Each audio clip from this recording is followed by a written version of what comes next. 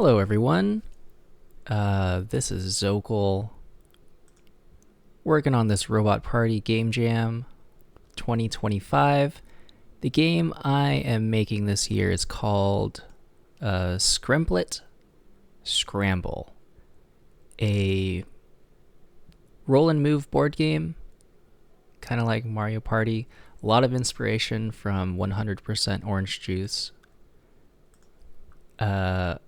where you're running around this board, collecting stuff, beating up your friends,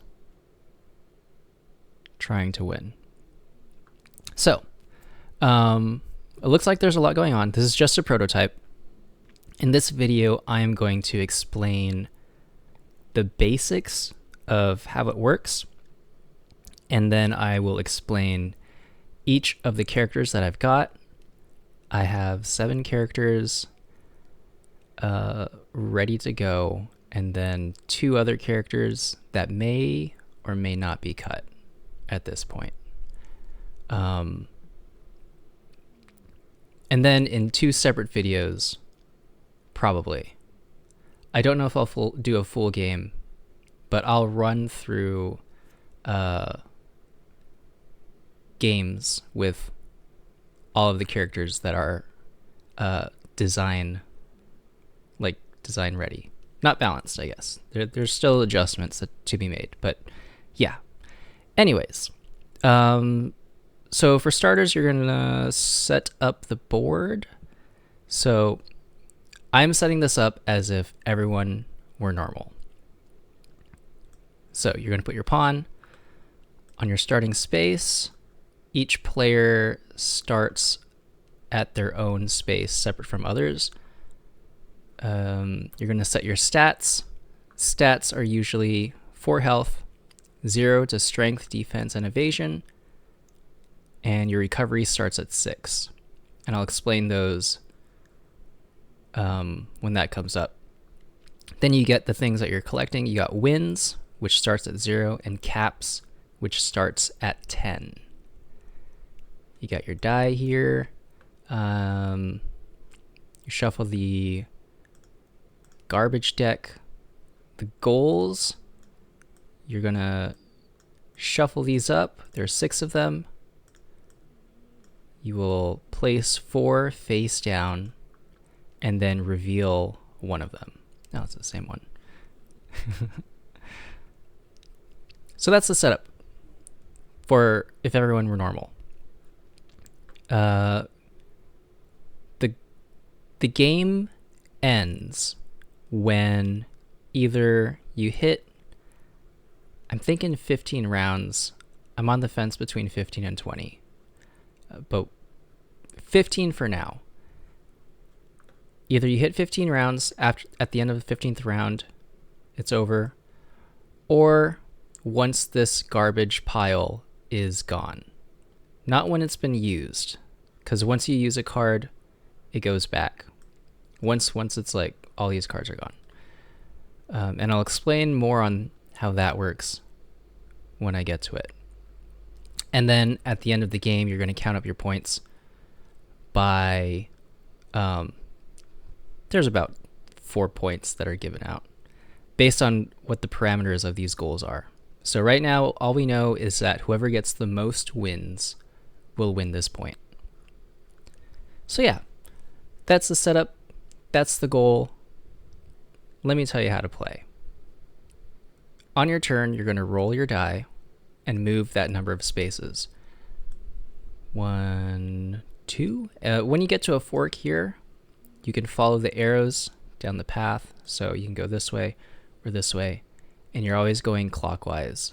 So like this, you can't go up here. Only at the arrows you follow the path, and so forth. So you move. If you land on a space with another player, you can challenge them. Before you do any of the actions, you can challenge them.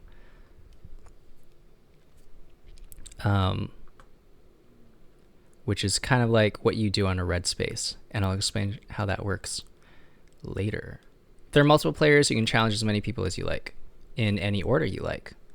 So I could attack, challenge, green, and then not pink if pink is a little scary. Or I can, fight pink and then green. Go ham. Whether you challenge someone or not, if you are still alive, if you have not been KO'd, you will do the action on the space. And there are 6 different spaces, 6 different actions. We've got the starter space. If you land on a starter space, you heal 1 HP. If you land on a yellow space, you're going to roll and get that many caps.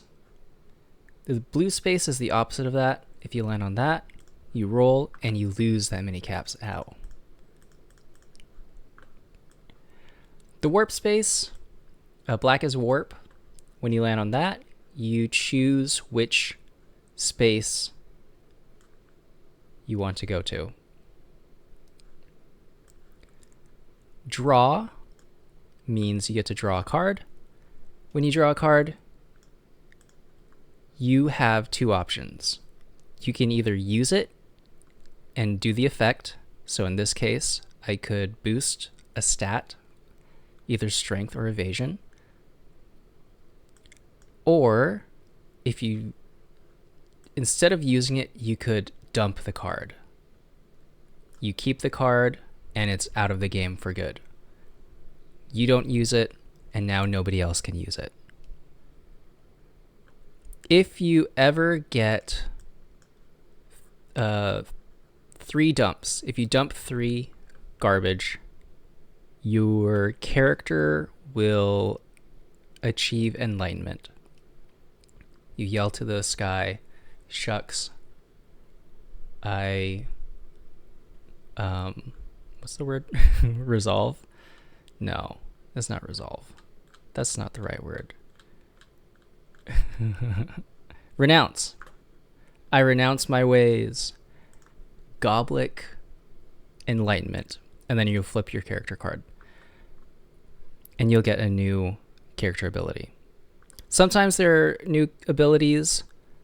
Other times they're big one-time effects. But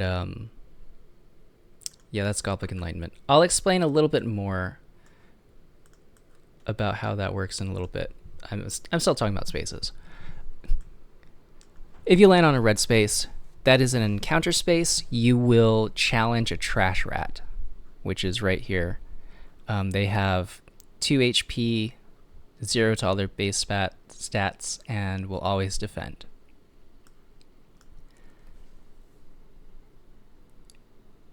And that's the gist of it.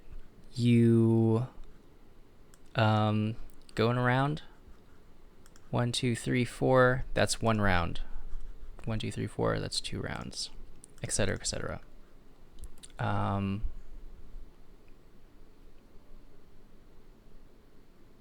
Yeah, let's talk about challenges. Whether you challenge another player or challenge a trash rat, the system works the same. You will, if you are the initiator, the attacker, you're going to roll your die, add any strength to that number, and then the defender has a choice. They will either defend or evade. If they defend, when they roll, they subtract this number plus their defense to whatever your attack total was, and they will take the damage. So in this case, they would take 4 damage. One thing to note is the minimum damage you take when you defend is 1. You cannot block, and you always get chipped, is what I'm saying. So if it was a 6 to a 6 on defend, this person will still lose 1 health. The other option, that's still a yikes. Instead of defending, you can evade When you evade, same thing, you roll the die, but you add the evasion stat. And your goal is to roll higher than the opponent's total. If you don't roll higher, then you take the entire damage. Nothing is reduced. So if this guy rolled give me a low number. I use this site so much. Maybe I should do premium someday. Give me a low number. 3, that's good. If I rolled another 3, 4 is a dodge. But if it's a 3, I take that 3 damage. So yeah, that's the choice when it comes to attacking and defending. If the defender is still alive after that first initial attack, they counterattack. It's not an option. When you get poked, you swing back. Following those same rules. Yeah, that's the same for the Trash Rat also. Trash Rat has 2 HP. And they will always defend.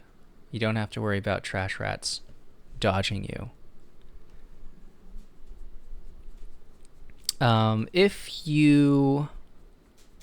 If anyone is KO'd, so if you're the one that KO'd the opponent, your win count will go up. If it is a Trash Rat, it'll go up 1. If it is another player, since players are hard to kill, it'll go up to 2. So players give 2 wins. Also, you'll get 10 caps when you win, for any win. If you are KO'd, then all you do is you lose your caps, you'll lay your pawn down, and then on your next turn you will have to recover.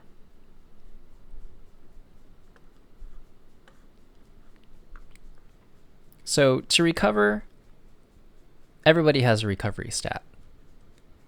At the start of your turn, after you've been KO'd, you're going to roll for recovery. If you fail to, well, if you're trying to hit this number, if you succeed, then you just get up and continue your turn. If not, you lose your turn, and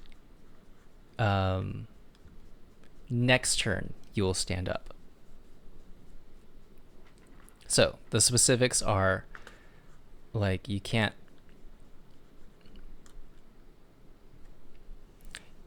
when you're face down like this, you can't be attacked, by the way.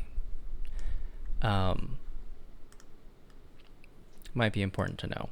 You can't attack a guy when they're down, in this game at least. What else? More stuff about enlightenment. So you get a cool new ability. I hope it's cool. When you become enlightened, or it's a one-time effect. But in addition to that, more stuff happens. So once you enlighten, not only do you flip your card, you also get 3 stat buffs, 1 per card that you've dumped, and you can apply that to anything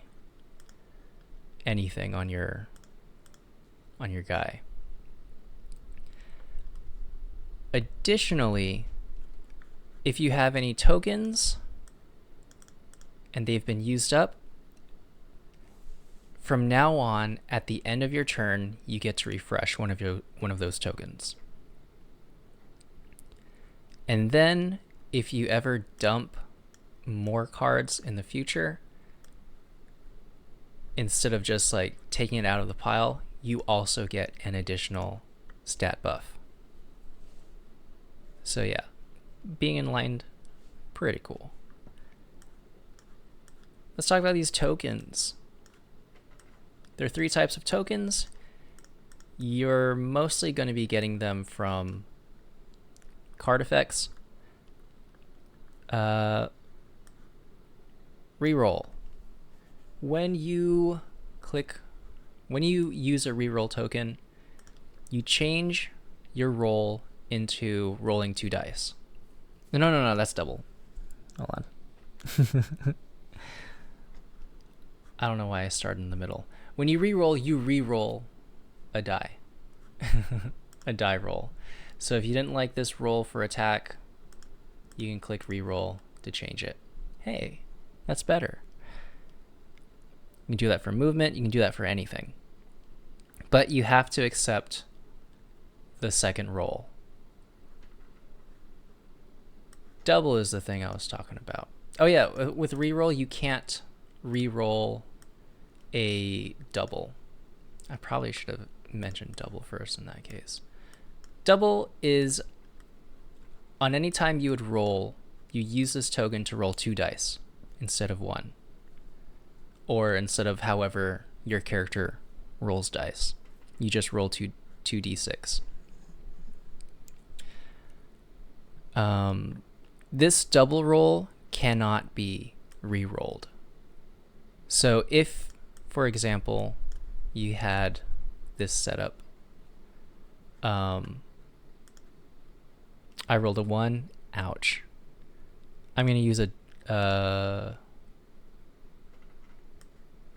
going to use 1 re-roll to roll again, still a 1. Oof. Let me double. What is the order of events here? We're going to need a lot of these tokens. Reroll and then double. I'm still working on the rules. This double thing is kind of new. Roll 2 dice. Hey, you know what? I don't like that for... You know what? I got to think about the specifics here. I can't re-roll. If I do re-roll again, since the whole roll together is 2 dice, it would just revert back to 1. Because that's a separate roll. Does that make sense? This one is something that I was still working on in the rules. I just wrote it recently.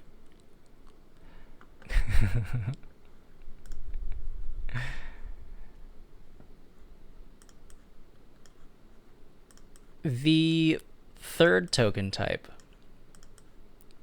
is the dodge token. Use this in combat. When you are being attacked, instead of rolling for defense or for evasion, you can just spend a dodge token. I should note, when you have these tokens and you use them, you don't return them back to the pile. You just flip them.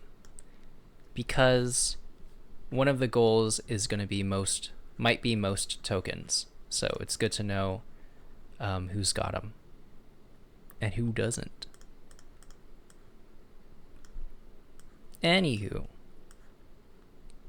I believe that is all the basics of how this game works. The skeleton, as it were. Let's talk characters. We have 7 characters for sure. But I'll explain the 9 so far. Starting with Boy Howdy. Boy Howdy, you're probably not going to want to play as him. He is mainly going to be an NPC for a 3-player game.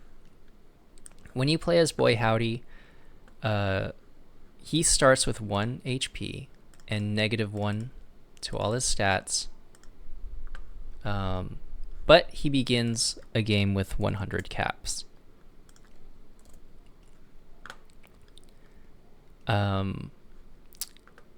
He is playing... So the idea of this board game, the theme of the game, is that this is originally a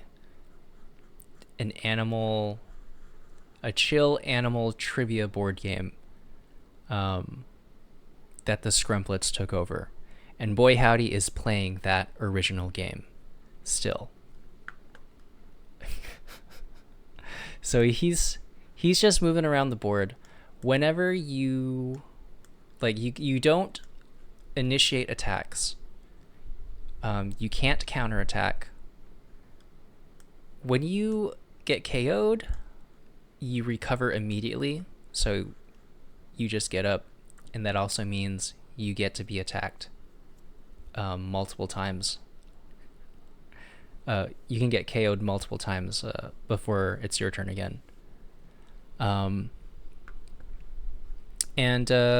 you can't attain Goblet Enlightenment because you're not a Skremplet.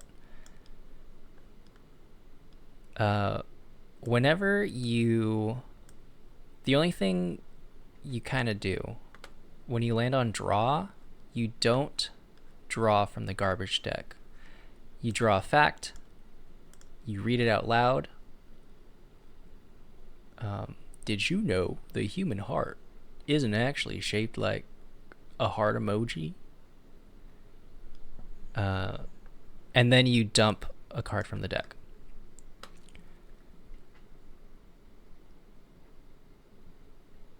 The top card. Let's do it face up. And yeah. So as an NPC though, like if you're playing as Boy Howdy, you're trying to run away and keep your caps and your lead, I guess. But as the NPC, Boy Howdy is always going to stay on this inner path because he's the pinata. He's here to be a pinata for you guys. Whenever Boy Howdy NPC is attacked, he is always going to evade. And NPC Boy Howdy cannot win any of the goals.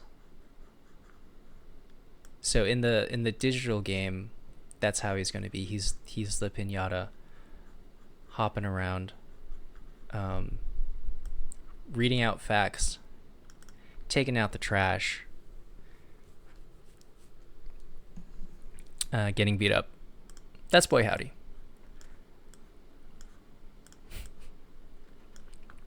The next three characters are actually original, not based on any of the 8. Although this first one was originally a keener ability before I figured out something better. Agavik has 4 pawns on the board, and they all start on the 4 starting spaces. And when he rolls and moves, he can move anyone he wants. Only one. I should write that in the rules actually. 2, 3, 4, 5. For example. And then there's gonna be a way to it's tapped. And then on your next turn, 1, 2, 3, 4, sure. And then your next turn, and so on. And then once all 4 have been used, they're back. We're back, baby. And I can move this one again. They also start with 8 health instead of 4, because they're likely going to be... There's more options to lose health. More ways to lose health with, you're an easier target. That's Agavik. I should mention their enlightenments. Boy Howdy does not have an enlightenment because he is not a Skremplet. Agavik, when Agavik enlightens, you choose 1 pawn to remain on the board. You take out the 3 and put them in front of you. And now these 3 pawns act as reroll tokens that refresh. Yeah, they always refresh. So you basically have 3 reroll tokens. 4? Did I forget to say a rule about enlightenment? No, I didn't. Okay, great. That was beforehand. Yes. So you will have 3 additional reroll tokens when you're enlightened. So you get an reroll away.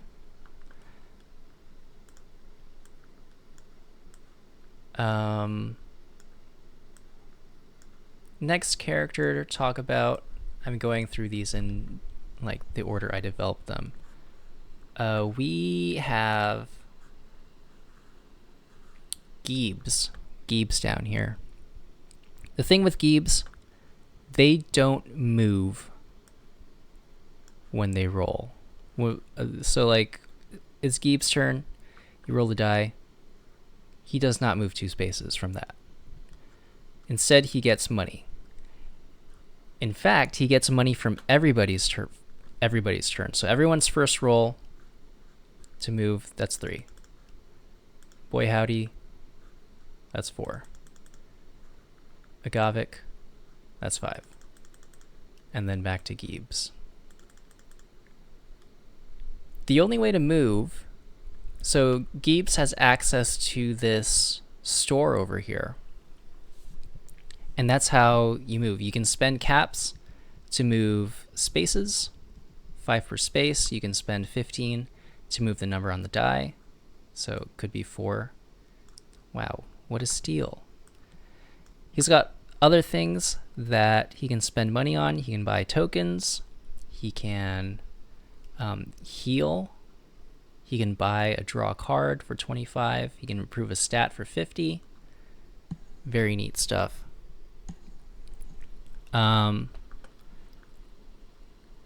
When Geebs enlightens, you're going to lose all your money. But for every 50 caps you lost, you gain a point, which are, only 4 of them are going to be given out. So you kind of want to save your enlightenment for when you have a lot of money.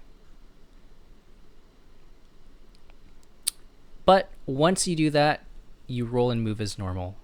You still have access to the store, but you can't buy movement things because you're rolling and moving as normal. You can still buy this other stuff, but your cap generation is gone.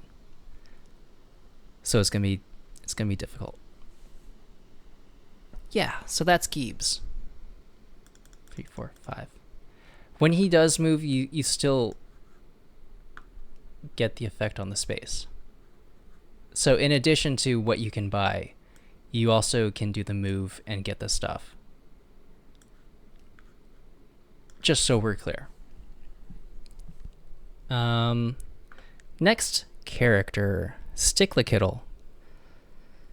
Sticklekittle starts with 5 health.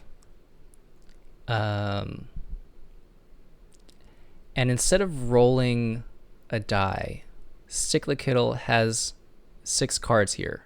1, 2, 3, 4, 5, 6. And that is how she's going to move. So instead of rolling, I can just I'm going to attack Boy Howdy. 1, 2, 3, 4. Bam. Every die roll uses these cards. Boy Howdy, let's attack him with a 6 attack. Is he evading? Nope. He's dead. So these cards, once a card is used, it's out. Once you've used all 6, lose 2 health, and you get them all back. So you're balancing cards to move, what cards you want to save for attacking, what cards, cards, all about the cards. Can I go to a home space and heal 1 just to at least stay alive for a little longer? Yeah, that kind of character. When Sticklekittle enlightens, she does away with all the cards. She is, let go of the universe, and now she's just going with the flow, baby. You roll a d20, and that's it. That's all there is to it. 17, 1, 2, 3, 4, 5, 6, 7, 8, 9, 10, 11, 12, 13, 14, 15, 16, 17. Yeah, baby. Fun character. All right. Next up, we have... they're hidden underneath these. Zugtug. Zugtug is not too special. Zugtug can move forward or backward. Like when you get to this point, you could go backward like this. Let me roll the die and show you. 1, 2, if you want, or 1, 2, 1, 2, 1, 2. So you have a few more options when you're moving. But the thing that makes Zugtug special is he's got these number cards. At the start of the game, you are going to choose one of these cards. These cards are tied to a player. Player 1, player 2, player 3, player 4. Choose one in secret. Let's go with this one. Now, if this numbered player were to win, you win instead. So we secretly want player 3. We want to help player 3. In addition to trying to win yourself, you also want to help player 3 out. When Zugtug enlightens, you reveal your guess. If you think they're not gonna win, you can just like ruin their day. You reveal your guess. They have to give you half of their caps. Rounded down. I need to add rounded down. But you give them all your wins. So if you've got like a couple wins, you don't have them anymore. If the person you guessed was yourself, which I don't think you would do, you would just double your caps, and all your wins are still gone, though. They just don't go to anybody. In addition to that, so normally you'd be enlightened on a draw. You can no longer move. You just roll, get that much money, and then do the action of the space that you enlightened on, which is a draw. So you're just going to draw a card and probably dump it. And then try to like run the game down by dumping as much as you can while you still have a ton of caps.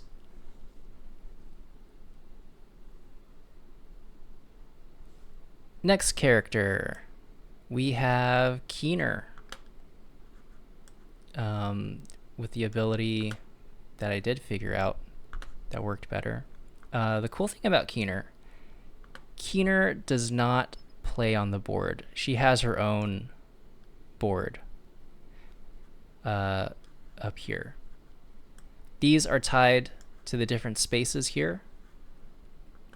The numbers on them, so if I wanted to draw a card on my turn, I will move the pawn over to this draw card tile, and the number is 4, so I have to roll a 4 or higher in order to be able to do that action. Great, so I can do that action. I'm going to draw. If I don't, then that's the end of my turn. So it's kind of like, that's what makes it from just like being able to do whatever she wants. This blue space here, the lose caps, going here means that on your next turn, there's a -1 on the requirement. So if I go here and I do draw a card again, I have to roll a 3 or higher, which is easier than a 4 or higher. Another thing to note is the space type that Keener is on, she counts as having as existing on all of those spaces on the board. So if you were here on the home space, Keener exists on all 4 home spaces. So in this situation, if she were here and she wanted to attack, go to the home space, and you can attack any of these 2.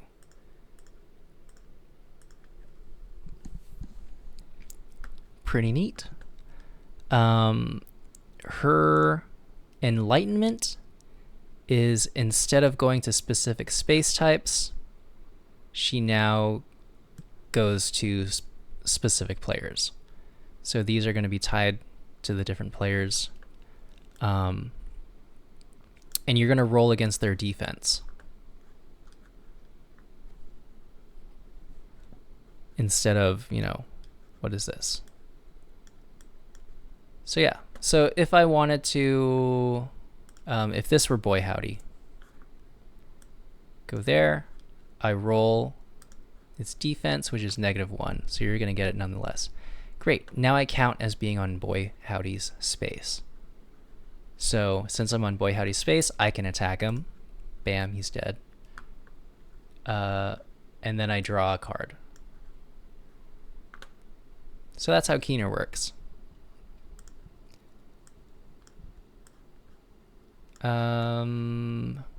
Who's next? Here we are. Skremplet. Skremplet has these little apples. When he rolls and moves, he can drop an apple on the space that he landed on or on an adjacent space. And he leaves it there. Next turn, 1, 2, 3. Let's put this here. When a player lands, that's not a player. When another player lands on a space with an apple, if they want to, they can kick it to an adjacent spot. Here, or here, or here. That's adjacent. Yeah, they can't remove it. They can only kick it. If you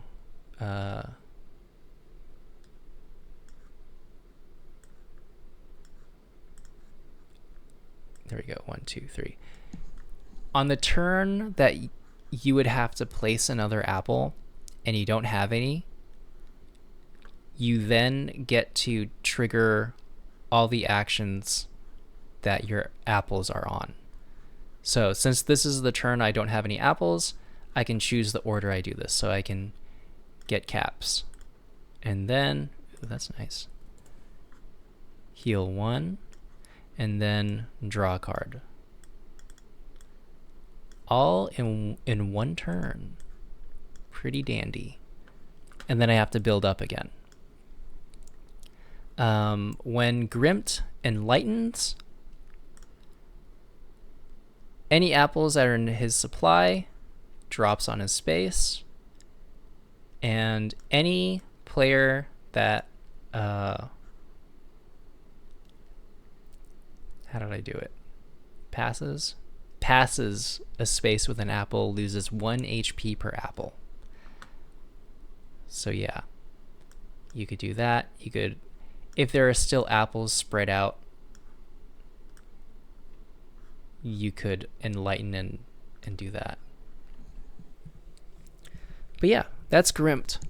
And with that is all the characters that are development complete design-wise, like designed. I've got 2 more characters that I've been thinking on, but I might run out. I can't think of enlightenments. That's the thing. Enlightenments are hard to do because they have to be thematically tied in, but opposite of what the first. They have to be the opposite side of the coin, and they have to be really cool, more or less. But these are the abilities that I'm working on that are probably going to be on the cutting room floor. We got this Candyland kind of character. They don't they don't move spaces. They don't move numbers. They move space types. So 1, 2, say this is the order. 1, 2, 3, 4, 5, 6. They're going to roll. So they go to the nearest warp tile. Toot, toot, toot, and do the thing. On their next turn, they roll a 6. They go to the nearest draw tile and do the thing. Roll. They go to the nearest blue.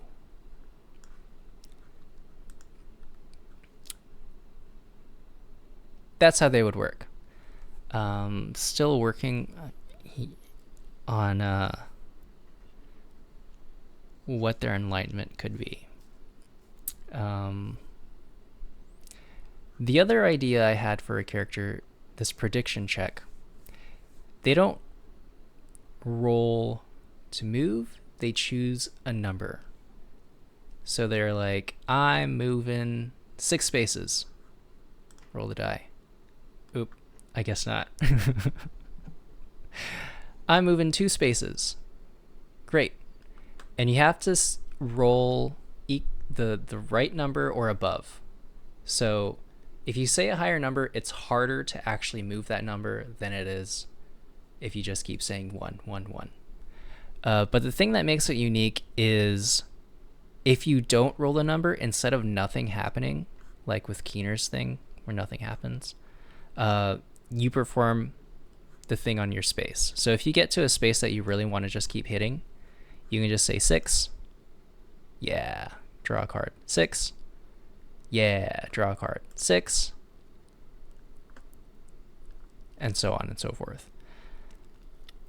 It sounds kind of busted, but yeah, I got to think of an enlightenment for it. They're likely going to enlighten a lot pretty quickly, I think. So there's something. It sounds really fun. But yeah, so those are the characters. That's how to play. I took a lot of time to explain that. All right. I am going to record a playthrough video just to show off how it works. So I'll see you then.